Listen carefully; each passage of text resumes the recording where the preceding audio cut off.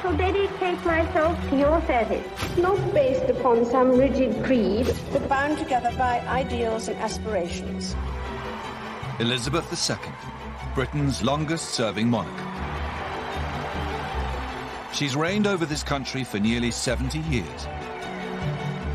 She's a woman of remarkable stamina. She's the most famous woman in the world. She's seen a man land on the moon, and 14 prime ministers come and go. But 400 years earlier, there was another Queen Elizabeth. Elizabeth I is this brilliant, genius queen. Now, we're setting the two Elizabeths side by side to see if, despite the centuries, there is more that unites than divides them. The idea of comparing the two Elizabeths is immensely fascinating.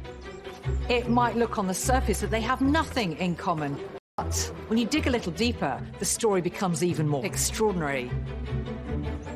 We'll compare the lives and personalities of the two queens. Separated by centuries, but confronting almost identical problems. To discover the surprisingly similar struggles they both faced. She had to fight for her right to the throne. And the battle they both fought to protect their reigns. At the core of each woman is a very strong will for their country as a whole. These two powerful women, neither of whom were ever meant to be queen, and both of whom became the most successful queens in history.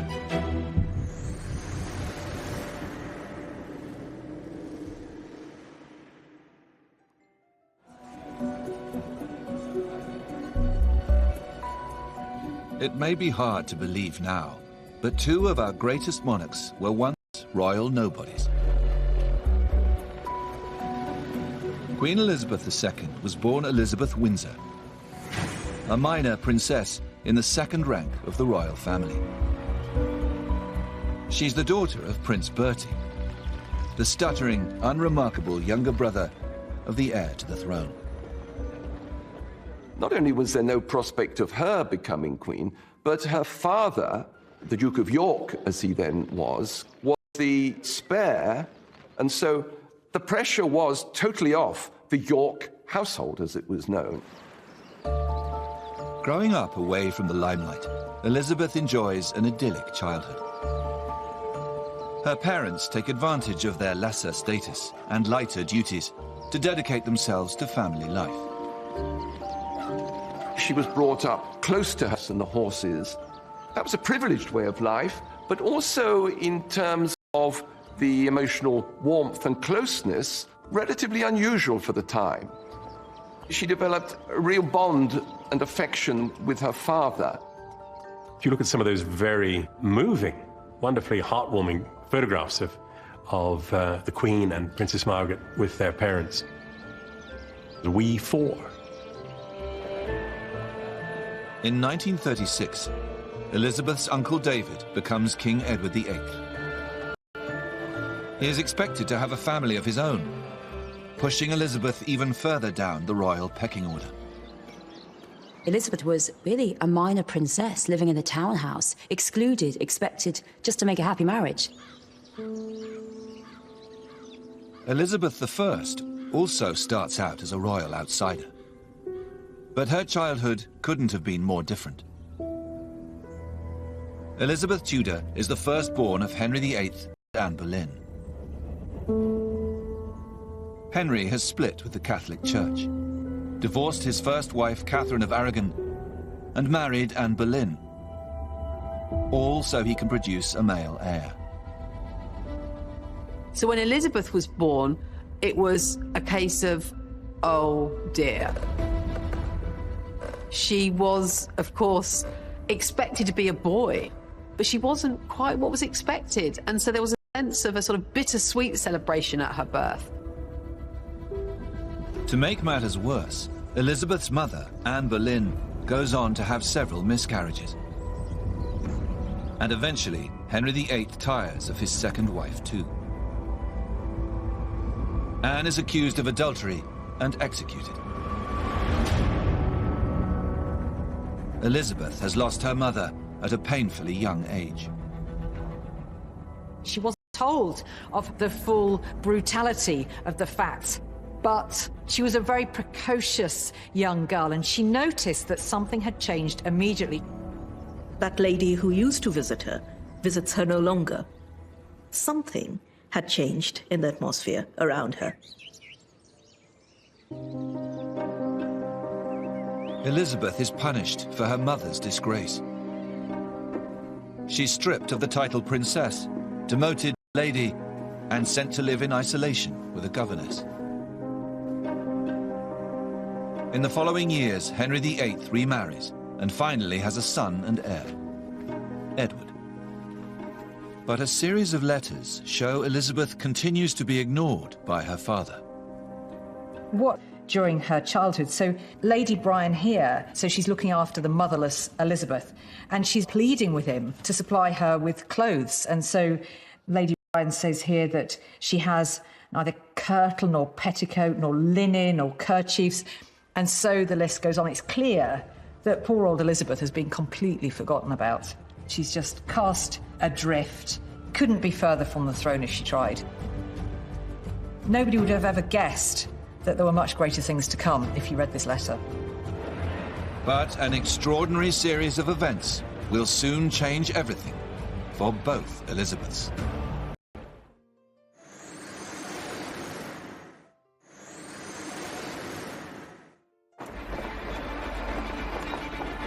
In late 1936, when Princess Elizabeth Windsor is just 10 years old, her uncle, King Edward VIII, falls in love with the American divorcee, Wallis Simpson.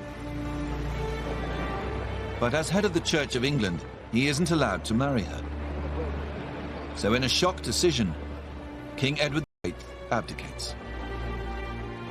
When she first hears, she is at home in their house in Piccadilly, and they hear people outside shouting, "God save the King."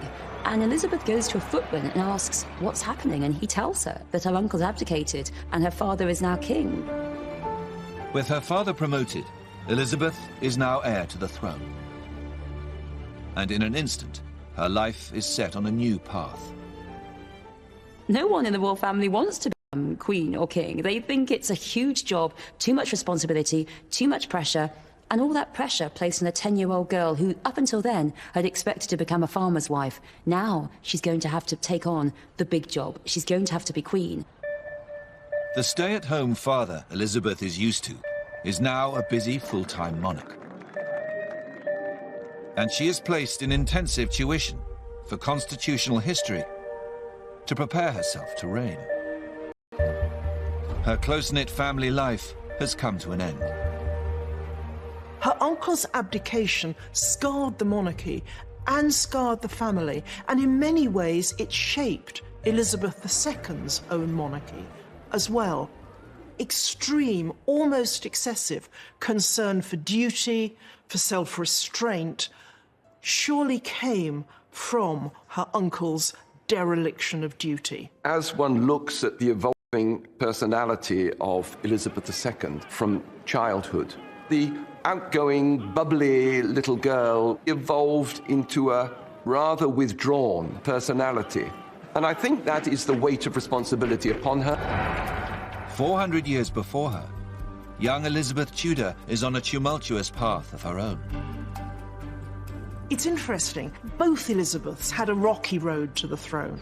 Elizabeth II came to the throne through great trauma for the monarchy. Elizabeth I, heaven knows, she was in the succession, she was out of it. She had to fight for her right to the throne. When the neglected Elizabeth Tudor is 13 years old, her father Henry VIII dies, and her half-brother Edward becomes king. But the sickly boy passes away just a few years later. And in his place, Elizabeth's Catholic half-sister Mary becomes queen. She sees Elizabeth as a rival and throws her into the Tower of London. Elizabeth I had an incredibly traumatic childhood. First, her mother is executed, then her sister, Mary, puts her in the tower and nearly chops off her head. Really as traumatic as you could imagine. Her life is under threat. She's constantly having to the mood of the people in power in order to increase her chances of survival. But while she is held prisoner, Mary's health goes downhill, and powerful Protestant factions push for Elizabeth to be named her successor. Mary refused to acknowledge Elizabeth as the princess. But Elizabeth is very much a symbol of Protestant hope in Mary's Catholic England. Mary dies not long afterwards, and in a remarkable turnaround of fortunes, in 1559, Elizabeth is rushed to Westminster Abbey and crowned Queen of England. Here is Elizabeth, 25 years old, who has suddenly realized that rather than being a prisoner and in danger of life, she's now the queen. And so finally, Elizabeth had her day. She was queen, but nobody could ever have predicted that would happen. I think that our best monarchs in history come from obscurity. You have these two young girls out there, and then they're catapulted into a new position. And that, to me, is a fascinating parallel. At exactly the same age, just 25 years old, Elizabeth Windsor is in Kenya on a royal tour when she's told some unexpected news. Her father, King George VI, has suddenly died at the age of just 5. His battle with lung cancer has been kept from Elizabeth and her sister. It was an utter shock to her. She expected her father to go on. He was just a young man. The country had been told he was fine because all the royal family were in denial, as were the courtiers. Only I think the king himself knew what was coming. Everyone knew that Princess Elizabeth was going to become Elizabeth II, but no one realised it would happen then. Elizabeth left England as a princess. She flew back only a week later as queen. Both Elizabeths have taken an unpredictable road to the throne, filled with trauma and disruption. But their experiences will make them strong. The fact that neither Elizabeth was supposed to be queen, that tortuous path, meant that they don't have that sense of entitlement, as if they had been born to rule. They're perhaps more aware of the enormity of their situation, actually, the challenges that they might face in not having been groomed for queenship. They never take it for granted. The two new queens will need all their strength and resilience. And right from the start of their reigns, Elizabeth I and II faced a surprisingly similar issue. What to do about the men in their lives? You'd think that 400 years later that it really wouldn't matter in the same way, but guess what? The same questions keep on coming up. And there is one desire that the two queens have in common. Both women are determined to marry for love. The similarities are not just between the two Elizabeths, but between the two men in their lives. And I think this is indulging, really, their passionate side, their wilder side. They want a partner who is different to themselves. When Elizabeth I takes the throne, she is still a single woman. An unacceptable situation in the 16th century. And she is expected to marry as soon as possible. Women at the time were understood to be more sexually voracious than men. And in order to remain chaste, which of course was the absolute imperative of any woman before marriage, not least the Queen, they needed to get on and get married. Elizabeth's male advisors want her to marry an influential lord or foreign prince and secure a powerful alliance. But the Queen seems to have other ideas. She's spending every spare moment with her handsome master of the horse, Robert Dudley. Dudley is of two people who are so familiar with each other and know the way each other thinks, almost. But there's also a real sense of that private relationship quite often coming into tension with their public persona. Dudley is not a popular suitor for the Queen. Elizabeth's master of the horse is penniless and from disgraced lineage. Robert Dudley came from a family of executed traitors. All around were horrified by his rise in her favour. Who was this jumped-up young man whose tall, dark, good looks and charismatic ways seemed to be bowling over the new young queen? And there is another major problem. Robert Dudley is already married. So he was perhaps the great love of her life, but a man that really she could never marry. I think it's interesting that both queens are obviously drawn to very attractive, very charismatic men. They're not just going to go for the safe option, if you like. Elizabeth II's choice of man may not be married, but in many other ways, Prince Philip of Greece is another Robert Dudley. It's really curious when you look at it how actually similar Robert Dudley and Philip are. Yes, they're both incredibly handsome, marvellous soldiers, great on a horse, but also both of them were seen as from a slightly down-market family. Philip's family, they've lost the crown, they're in exile, they are dispossessed. He has no home. He was actually mocked when he had no address down in the Balmoral guest book. So there's no one in Elizabeth II's life who agrees with her marrying Philip. But unlike Elizabeth I, Elizabeth II won't be kept apart from the man she loves. The Queen marries Philip before she is crowned. She is determined to marry Philip. She wants him. She sees him as her perfect husband. She fell in love with him when she was 13 and never had eyes for anyone else. But as soon as Elizabeth II becomes queen, there is the question of where her husband Philip sits in the royal hierarchy. He wants a senior royal role in the family as head of the household. Prince Philip's ambitious uncle, Lord Mountbatten, was heard at a dinner party boasting that the House of Mountbatten now sat on the throne. And this caused outrage, with old Queen Mary, with the Queen Mother. Meek and mild daughter would get pushed around by this brusque naval officer. Elizabeth has to make a choice. Give in to her husband and make him an equal partner, or follow her advisors and make Philip take a back seat.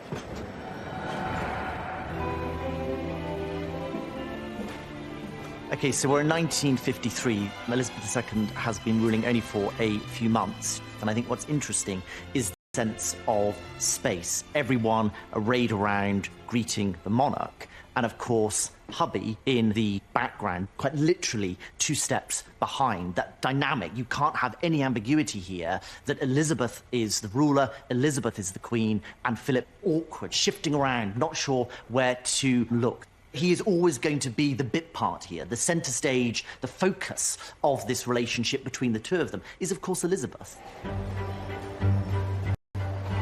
Philip is named Queen's consort, and nothing more. And he's told to spend his life locked exactly 2 steps behind his wife. His role is supportive. It is never as the star.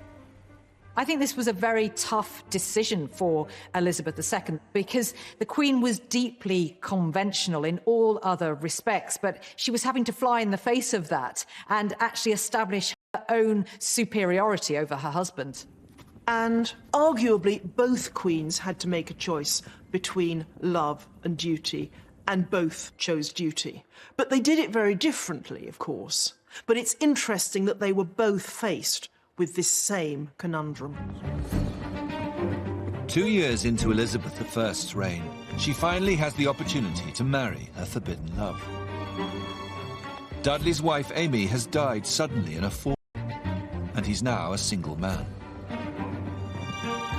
But the circumstances of his wife's death are hugely controversial.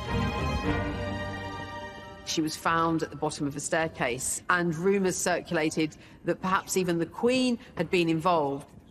Her death was just rather too convenient. There's a lot of gossip in the court, as is inevitable in this period. But at this particular moment, those gossips really turn vicious. As the backlash grows, Elizabeth fears the scandal could endanger her hold on the crown. And she makes the heart-wrenching decision that she can never marry Robert Dudley. I think the one thing that she proves is that she's going to prioritize her duty over her personal affairs of the heart. Ultimately, she as a woman. Denied the man she loves, Elizabeth takes drastic action to solve the problem of who will be her husband. In a statement to Parliament, she resolves never to marry. I think it's absolute genius crafting of a speech, because she turns it on them. You are all my children. I don't need to get married. I've got you, all my subjects, as my children. And then this is the masterstroke at the end, when she says, when I have expired my last breath, this may be inscribed upon my tomb. Here lies interred Elizabeth, a virgin pure until her death. She's solving the problem of a man in a queen's life by just refusing to make a decision. And this says it all. I will not, in so deep a matter, wade with so shallow a wit. There was nothing shallow about Elizabeth's wit. Both Elizabeths have navigated the challenge of love and marriage with different but equal skill. It seems, for both of them, the crown comes first and men must come second. But they still face a difficult battle to win over their people.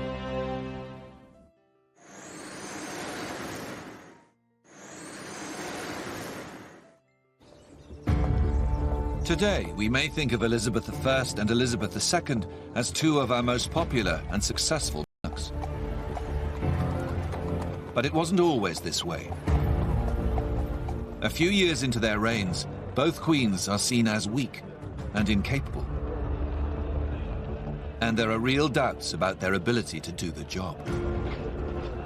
What does this naive young woman know about running a country? Women aren't fit to rule because they're too emotional. They're not rational enough. You see these two women coming to the throne, and it's a fight. It's a huge fight. Winston Churchill, thinking about dealing with Elizabeth II, he cried. He said, she's just a child. I mean, she was 25 with two small children, but to him, she was a baby, and that's because she was a woman. At the start of their reigns, both queens have a real problem finding a way to project themselves as female leaders.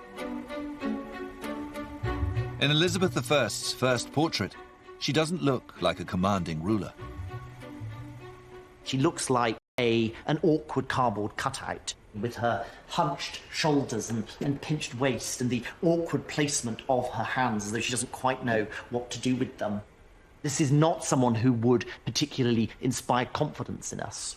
And that's, I think, it's very similar to how Elizabeth II felt when she started ruling in New York, in this enormous building and with these men flanking her. Here she is, this sort of solitary figure, slightly hunched or even hiding behind the podium and the lectern. And that same theme, I think, of hesitancy and awkwardness. So these two queens almost mirror images of each other, separated by centuries, but at the same time confronting almost identical problems. Both Elizabeths need to win the love and the respect of their people.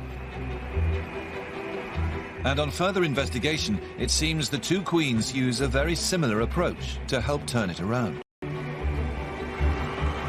During a visit to Australia and New Zealand, Elizabeth II introduces the royal walkabout for the first time. The informal and totally unrehearsed interaction with the crowd is unheard of in royal circles. And it's a spectacular success. It's now stamped indelibly on the identity of the royal family. That's what royal folk do. They go out and mingle. And there's a real message there, you know. She's saying, I care about you. You matter to me. And we can now see, consciously or not, she was reviving a technique of Elizabeth I. Elizabeth I was the first ever monarch to approach ordinary people and talk to them directly. Elizabeth I is actually unprecedented in the way that she goes out there and she does greet her public. I have to say that it gives the security men around her utter kittens. I mean, they're panicking that the Catholics are going to blow her up. But Elizabeth I, she's so great. She says, they're not going to blow me up. The people love me. She strikes up a really personal relationship with the public around her. It's an investment in the hearts and minds of the people. After Elizabeth I, the informal walkabout is never used again, until Elizabeth II finally brings it back. Both queens were aware of the need to, I suppose what we'd call it today, press the flesh, to be seen, to be believed, to be out there engaging with the people, you know, sprinkling a bit of magic and stardust on them.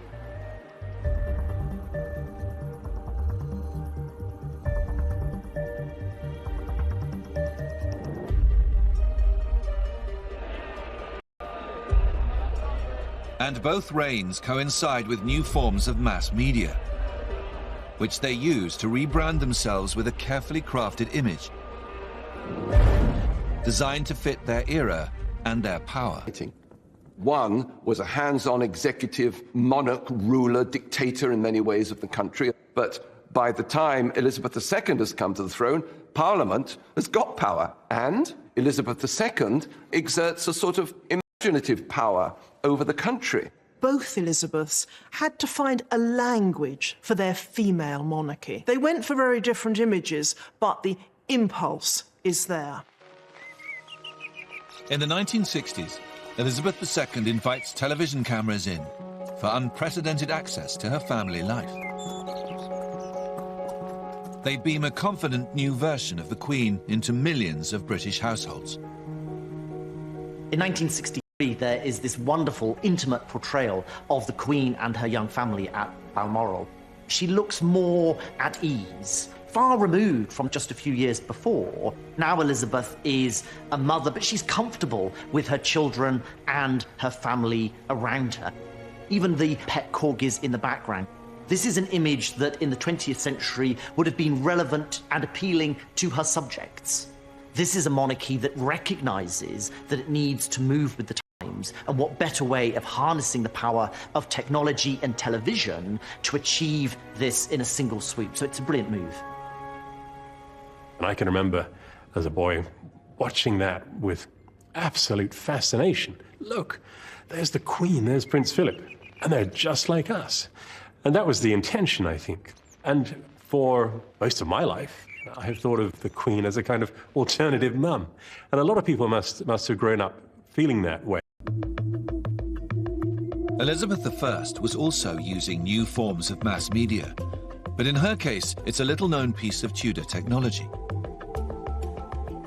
Using a tracing technique called underdrawing, she sets out a commanding new look. We have here three images of Elizabeth I, which you'd be forgiven for thinking are identical. And this was achieved by a technique known as underdrawing. So underneath the paint, you would have an outline of the monarch that has been, if you like, pre-approved by the monarch and her government. And this ensured, as you see here in these three images, an almost identical replica of the Queen's likeness.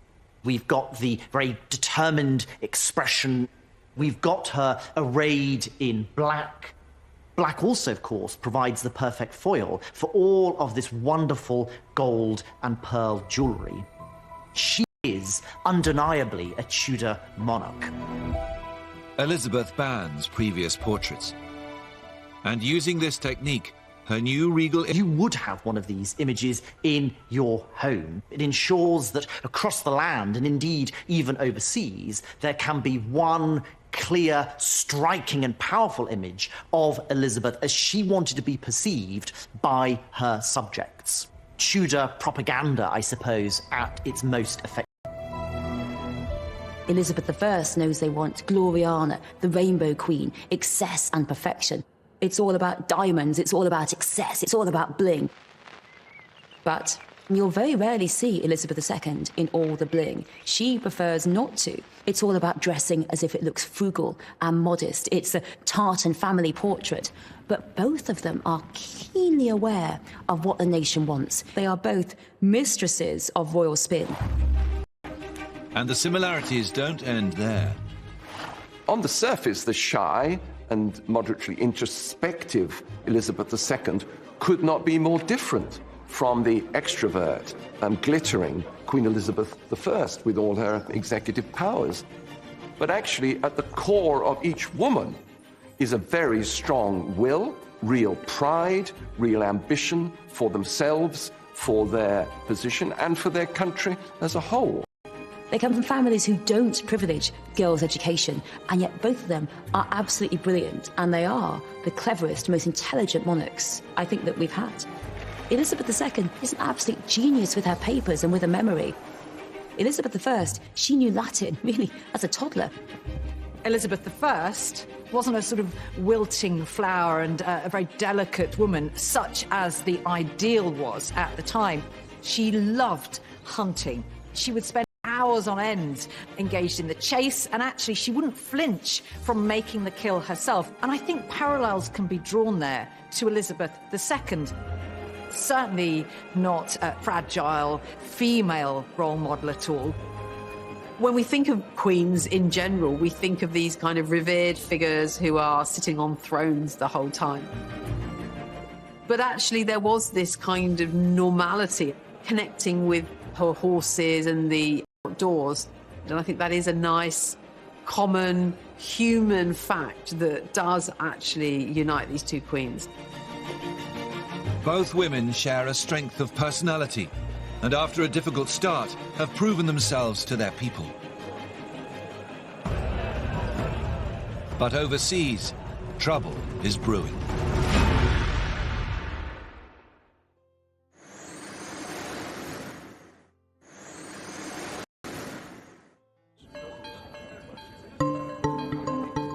Crisis of international relations. They may be in different eras, but they will both need to prove they have the diplomatic skills to cope. Elizabeth and the Tudor state start creating a space for England in terms of other countries. And then it has huge repercussions, it has huge implications on the later history of English interaction with the wider world.